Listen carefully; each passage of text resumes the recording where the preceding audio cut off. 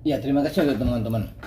Harusnya pihak penyidik Kejaksaan Agung Pidana Khusus itu sudah menemukan ya, apakah ada kaitan atau tidak ada kaitan antara SD Gold itu brandednya toko emasnya Sandra Dewi dengan aliran uang yang didapat oleh suaminya. Harusnya sudah dapat itu mereka, karena lumayan waktunya sudah hampir sebulanan ya dari sejak toko emas itu digaungkan atau dikumandangkan oleh publik, oleh netizen plus 62.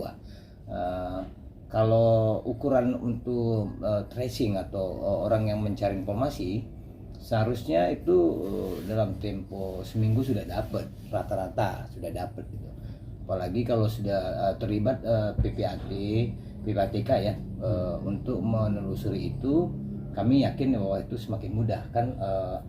PPATK kemarin sudah menjanjikan sudah ikut dalam proses kasus-kasus ini. Harapan kita itu bisa mendeklir dan atau membersihkan atau menyatakan bahwa bisnis emas itu terkait atau tidak terkait terhadap suami atau uang suaminya dalam pada kasus PT Timah ini. Memang publik merasa tertantang untuk mengetahui hal itu begitu. Nah, tapi sejauh ini perlu juga nggak sih artinya disita dulu gitu, karena kan ini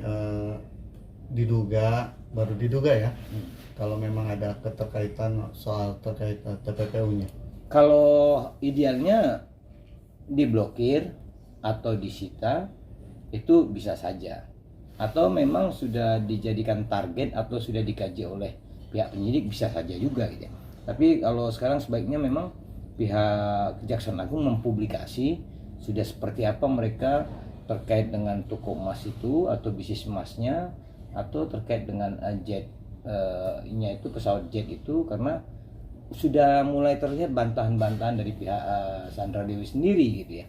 Kalau memang mereka menyebut hal yang berbeda dari fakta-fakta atau yang disajikan mereka selama ini kepada publik melalui media sosialnya, tentu penyidik harus bisa memberikan data atau informasi terbaru terkait perbedaan itu. Gitu. Nah, kalau seumpamanya ternyata usaha emas atau bisnis emasnya ini terkait dengan adanya pemecahan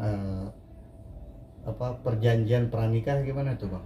Kalau kita perhatikan ya, kami juga bingung kok perjanjian pranikahnya ada diucapkan saat ini. Kami masih tidak yakin terhadap hal itu.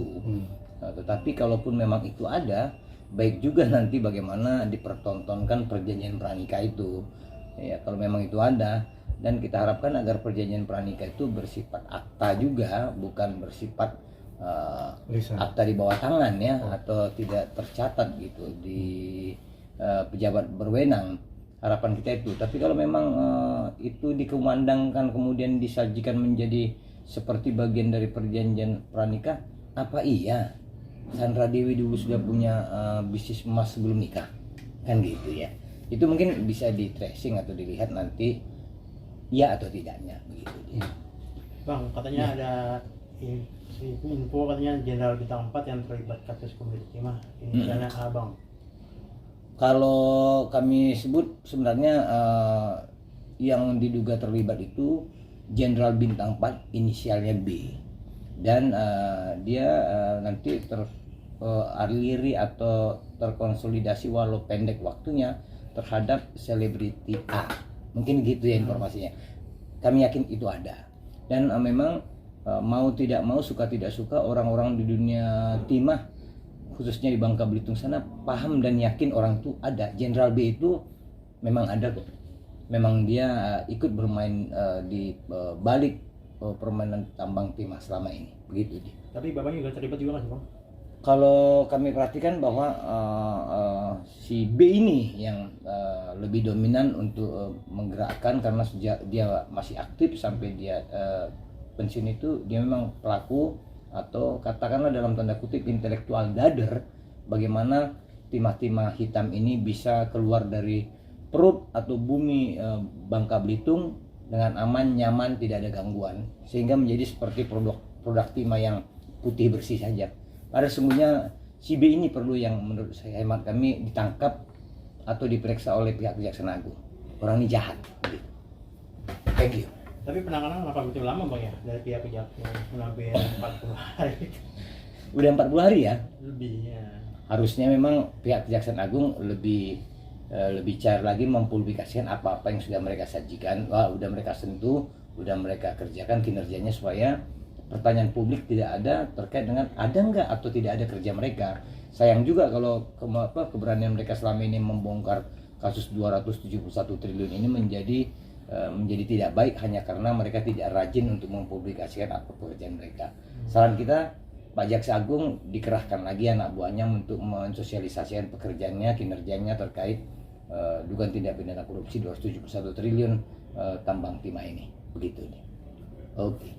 Ada perlu pengembangan lagi nggak bang dalam kasus pemeriksaan kasus timah ini bang? Kami juga sedang menunggu. Harapan kita pihak Jaksa Agung menemukan hal-hal berbeda yang baik yang bisa untuk membongkar kejahatan-kejahatan ini lebih cepat dan lebih tuntas. Terima kasih.